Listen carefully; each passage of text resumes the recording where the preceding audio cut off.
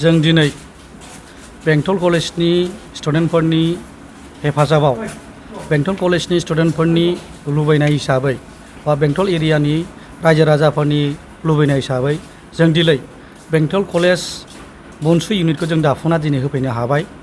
दा बिनि गेजेराव जोंहा बे दाफुंनाय समावहाय जोंनि सेन्ट्रेलनिफ्राय मानगोनां आफादगिरि पन्डित मन्जिल बसुमतारी बिथांमोना फैदों। बेजों लोगोसे इडुकेसन सेक्रेटारि प्रेमा इसवारि आरो एजिएस बिमल बसुमतारी बिथांमोना नुजाफैदों। आरो बेजों लोगोसे आलासि महरै जोंनि खोन्दोनि कासिकट्रा खोन्दोनि आफादगिरि बिथांमोनाबो सफैदों। बेजों लोगोसे जन्थु नैबे खोन्दो दानायाव जाय मेजर रल लादोंमोन जोंनि बेंटल आनसलिकनि फंबायमोनहा मेजर रल लादों। दा बिनि गेजेरजों बिथांमोना जोंनि बेंटल कलेजनि जिथु इउनिट बे इउनिटनि आफादगिरिखौ एलबार्ट नार्जारी हिसाबै जों नैबे फंबायखौनो जों मोननो हाबाय।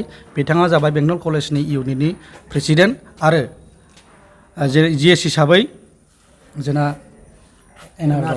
एनार्जन फंबायखौ जों मोननो हाबाय। बे फंबाया जोंहा आरो बेजों गोबां मावथि बिथांमोन दंबावो। आं नामखौ दिनै बुंजोबनो हानाय नंला। नाम जिथु फार्स्ट टाइम नुनाय हिसाबै गोसोआव थाजोबनाय नङा। बे हिसाबै आङो बिथांमोननि नामखौ बुंजोबनो हाजोबाबाबो बिथांमोना गोसो गुदुं जानानै जाथिनि हारिनि आरो स्टुडेन्ट लाइफआव जिथु केपासिटि बिल्डिं लिडारशिपनि जिथु केपासिटि बिल्डिं बिथांमोना बेखौ सोलोंहोना फैदों। आरो बेखौ जों खुब वेलकाम आरो बनसु जानानै फिउचाराव बिथांमोनखौ जों कंग्रेचुलेसन होगोन जे बिथांमोना आवगायबोदों ससाइटिनि थाखाय मावनो होननानै स्टुडेन्ट वेलफेयारनि थाखाय मावनो होनना बिथांमोना आवगायदों। बे हिसाबै जोङो जोब गोजोननाय दङ आरो बेनि सायाव जों जोबोद बाख्नायदों। गुबुन गुबुन कलेजफ्रावबो बिदि इउनिट दाबावनांगौ दं। ज' बेबायदिनो इउनिट दाबावनांगौ दं। जोंहा क'क्राझार गभर्नमेन्ट कलेजआ अलरेडि बनसु इउनिट दंखायोसै। बेनि उनावहाय जोंहा बेंटल कलेज जाबावबाय आरो फैगौ समावहाय जोंहा इउएन कलेज दंबावो, बङाइगाव कलेज दंबावो। बेबायदिनो जों सानफानि एफा सामा जोंहा इउनिटखौ दालांबाय थागोन। खारन बिथांमोननिखौ जोङो लिडारशिप ट्रेनिं होनांगौ। जाय माने चेप्टार आउट अफ द चेप्टार सिलेबासाव जि बुस्थुखौ जों मोना, बे लिडारशिप क्वालिटि ट्रेनिंखौ जि बुस्थुखौ माबायाव मोना, चेप्टाराव मोना।